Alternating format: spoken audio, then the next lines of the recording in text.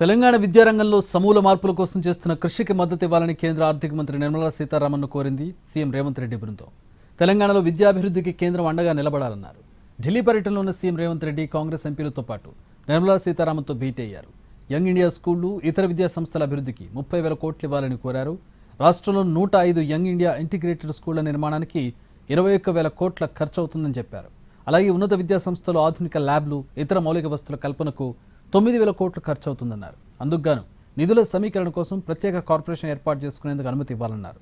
అలాగే FRBM పరిమితి నుంచి మినహాయించాలని కేంద్ర మంత్రి నిర్మలా సీతారామన్ కోరారు.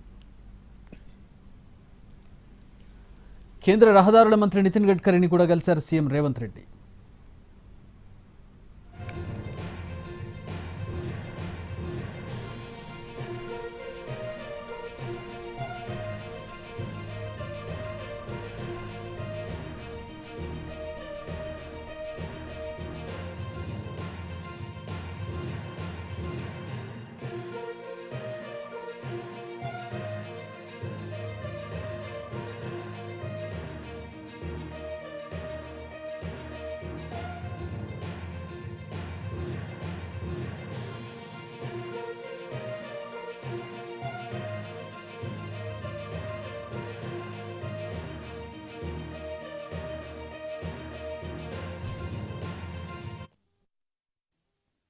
రాష్ట్రంలో మనం అడ్వాన్స్ ట్రైనింగ్ సెంటర్స్ గురించి, తర్వాత రాష్ట్ర రావాల్సినటువంటి ఫైనాన్షియల్ అసిస్టెన్స్ అంతా సమయానికి ఇవ్వాలని మరి ఫైనాన్స్ మినిస్టర్ గారితో మాట్లాడటం జరిగింది.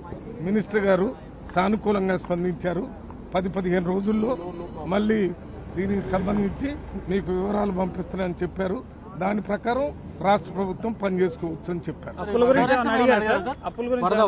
అన్నిటి గురించి మాట్లాడాము. 10-15 రోజుల్లో వాటి మీద కొన్ని వివరాలు రాష్ట్ర ప్రభుత్వానికి ఇస్తున్నాను. ఇప్పుడు ఫైనాన్స్ మినిస్టర్ని కలిసి